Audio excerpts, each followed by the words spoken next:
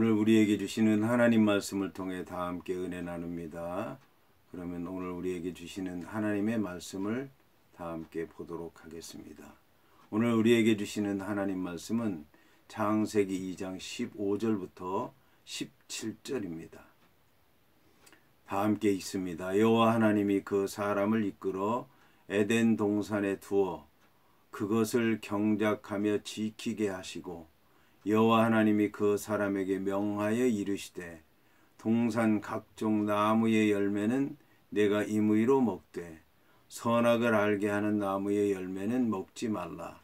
내가 먹는 날에는 반드시 죽으리라 하시니라. 아멘.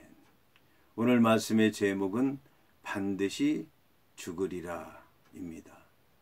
그러면 본문의 말씀을 통해 함께 은혜 나눕니다. 오늘 말씀은 여호와 하나님이 그 사람을 이끌어 에덴 동산에 두어 그것을 경작하며 지키게 하셨다는 말씀으로 시작을 합니다. 여기서 여호와 하나님께서는 하신 일은 그 사람을 이끌어 에덴 동산에 두었다는 것입니다. 그 사람은 하나님께서 지으신 사람 아담을 얘기합니다. 이 아담을 하나님께서는 이끌었다는 겁니다. 이끌었다는 얘기는 하나님께서 강권적으로 이끌어 들이셨다는 그런 말씀입니다. 하나님의 일방적인 은혜입니다. 하나님께서 예비하신 은혜를 주신 것입니다. 하나님께서 그 아담을 사랑했기 때문에 그에게 베푸신 은혜라고 얘기할 수가 있습니다. 이렇게 이끌어서 에덴 동산에 두셨습니다. 에덴 동산에 두셨다고 하는 말씀은 에덴 동산에서 앉아있게 하셨다는 말씀입니다. 앉아있다는 얘기는 거기서 산다는 얘기입니다. 평안을 누린다는 얘기입니다. 아무런 문제가 없다는 말씀입니다. 그런데 그 다음에 있는 말씀은 보면 그것을 경작하며 지키게 하셨다고 말씀하고 있습니다. 이제 경작한다고 하는 얘기는 일을 한다는 얘기입니다. 에덴 동산에서 아담은 편안하게 하나님께서 주시는 모든 것으로 누리며 살 수 있지만 먹고 마시며 노는 것이 아니라 그는 그 에덴 동산에서 일을 하도록 되어 있다는 말씀입니다. 그리고 그 다음에 해야 될 일은 지키는 것이라고 하는 얘기입니다. 지킨다고 하는 말씀은 가만히 서서 있는 것을 얘기하는 게 아니라 살피는 것을 얘기하는 겁니다. 보살피는 것을 얘기하는 겁니다. 끊임없이 관찰하는 것을 얘기하는 겁니다. 관찰하며 보살피며 지키는 것이 아담의 임무였습니다. 그러니까 거기에 있는 모든 것, 과일나무라든지 선악과라든지 생명나무라든지 이런 모든 것을 지키도록 되어 있습니다. 그리고 동서남북 사방으로 흐르는 강들도 지키게 되어 있고 거기에 있는 각종 금, 은, 보화도 지키도록 되어 있습니다. 근데 놀라운 것은 이 에덴 동산에는 그 보기에 아름다운 열매도 있었고 먹기에 좋은 열매도 있었고 생명나무 열매도 있었고 선악과 나무 열매도 있었는데 놀라운 것은 하와라고 여자가 뱀의 유혹을 받은 이후에 선악과를 바라봤을 때에 그 느꼈던 느낌하고 거의 동일하다고 하는 것입니다. 이 하와가 뱀의 유혹을 받아서 선악과를 보았을 때 그의 느낌이 어떠했냐면 먹음직도 하고 보암직도 하고 지혜롭게 할 만큼 탐스러웠다고 말씀하고 있습니다.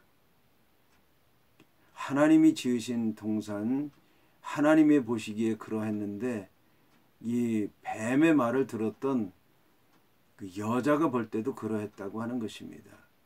어떻게 보면 하나님께서 주시는 은혜와 그 사단, 뱀의 유혹하는 그 유혹에 넘어간 사람이 느끼는 그 느낌이 같다는 것입니다. 하나님 말씀대로 사는 거나 악의 유혹에 이끌려 사는 거나 똑같은 느낌을 느낀다고 하는 것은 놀라운 말씀이 아닐 수가 없습니다. 여기서 이제 여호와 하나님께서는 그 사람에게 명령을 하셨습니다. 명령했다고 하는 말씀은 앞으로 이제 하나님께서 하시는 그 말씀을 반드시 지켜야 된다는 것을 얘기합니다. 하나님께서 어떤 명령을 하셨냐면 동산 각종 나무의 열매는 내가 임의로 먹어도 좋다. 임의로 먹는다고 하는 말의 원래의 뜻은 먹고 또 먹는다는 뜻입니다. 먹고 먹어도 좋다는 얘기입니다. 먹고 먹어도 탈이 없다는 얘기입니다. 먹고 먹어도 유익하다는 말씀입니다. 놀라운 말씀이에요. 그런데 그 뒤에 주어지는 말씀이 잘 새겨들어야 되는 말씀이었습니다. 뒤에 나오는 말씀은 선악을 알게 하는 나무의 열매는 먹지 말라는 것이었습니다. 내가 먹는 날에는 반드시 죽으리라 말씀했습니다. 선악을 알게 하는 나무는 선과 악이 무엇인지 체험해서 안다는 말씀입니다. 그런데 오늘 성경에서는 선악을 알게 하는 나무의 열매라고만 말씀하지 않고 먹지 말라는 말씀을 하고 있습니다. 먹는다는 말씀이 왜 그렇게 중요할까요? 먹는다고 하는 말씀이 왜 중요하냐면 먹는 건 분명히 입으로 먹는 겁니다. 그런데 입으로 먹고 그게 목을 타고 들어가서 우리의 이 몸 안에 들어가게 되면 그게 이제 소화가 되기 시작을 합니다. 그 소화가 되기 시작을 하면 이 음식이 어떻게 되냐면 우리 머리끝부터 발끝까지 다 영향을 미치게 된다고 하는 것입니다. 그래서 그 입으로 들어간 그 열매가 온 몸에 영향을 주는 것입니다. 그래서 그게 좋은 것이면 좋은 영향을 주고 나쁜 것이면 나쁜 영향을 주는 것입니다. 그래서 성경에서 먹는다고 하는 얘기는 단순히 입으로 먹는 것만이 아니라 그것이 온 몸에 영향을 미친다라고 하는 것입니다. 그러면 정말 이 선악을 알게 한다는 얘기, 먹어서 안다는 얘기는 무슨 얘기냐면 선악을 몸으로 경험해서 안다는 얘기인 것입니다. 근데 선악을 몸으로 먹는 것처럼 경험해서 알게 되면 어떻게 되냐면 머리끝부터 발끝까지 죄의 영향을 받게 되어 있다는 말씀인 것입니다. 그러면 죄를 짓는 과정에 대해서 한번 알아보도록 하겠습니다.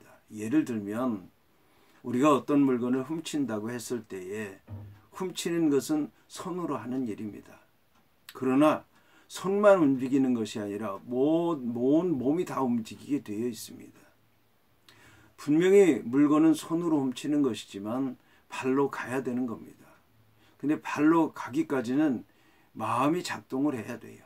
마음이 작동을 하게 되면 눈이 움직이게 되어 있습니다. 귀로 무슨 소리가 들리나 들어야 돼요. 그 다음에 몸으로 어떤 느낌이 오는지 끊임없이 몸으로 감지해야 되는 것입니다. 결국 머리끝부터 발끝까지 우리가 어떤 물건 하나 훔치게 되면 그 물건에 대해서 마음과 몸과 우리의 모든 것이 영향을 받게 된다라고 하는 것입니다. 죄를 지은 이후에도 마찬가지입니다.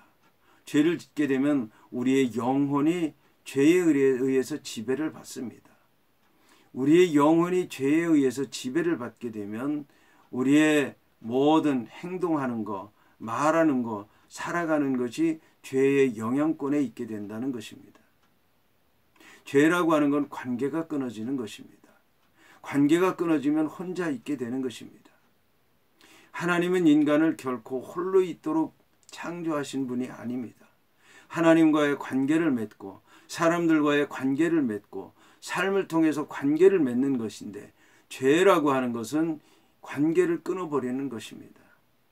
그래서 죄를 짓는다는 것, 선악을 알게 한다는 것, 선악과를 먹는다는 것, 이것이 바로 선과 악의 지배를 받는다고 하는 말씀인 것입니다. 그런데 선과 악을 알면은 이 체험에서 알면 좋은 것 아니겠느냐라고 생각할 수도 있습니다. 그렇지 않습니다. 물론 선을 행하면 좋습니다. 선을 행하면 좋은 사람이 되고 좋은 게 드러나게 되고 좋은 것 때문에 칭찬받고 상도 받고 많은 좋은 것을 얻을 수 있습니다. 그러나 안 좋은 것을 행하게 되면 이제 결국 안 좋은 사람이 되는 것입니다. 그런데 10가지 가운데 9가지 선한 일을 한다 할지라도 한 가지 잘못하게 되면 그 사람은 선한 사람이 되는 것이 아니라 악한 사람이 되는 것입니다. 10가지 선을 행하고 사람을 죽이는 일을 했다면 그는 선한 사람이 되는 게 아니라 살인자가 되는 것입니다. 이것이 바로 선악과를 먹는다는 얘기고 선악을 안다는 얘기고 선악을 체험한다는 얘기입니다. 오늘 성경은 반드시 죽으리라 말씀했는데 반드시 죽는다고 하는 얘기는 죽고 또 죽는다는 얘기입니다. 살 수가 없다는 얘기입니다. 반드시 죽는다는 얘기입니다. 살아도 죽은 것이고 죽어서 영원히 죽는다는 얘기입니다. 오늘 이 말씀 여러분 잘 기억하시고 이 말씀의 의미를 되새기시고 이 말씀 하나님의 계명이라고 하는 걸 알고 어떻게 살아가야 되는 것인가 묵상하시면서 주의 길 가는 동안에 선한 길 가시고 복된 길 가시고 의의 길 가시기를 주의 이름으로 축원을 드립니다.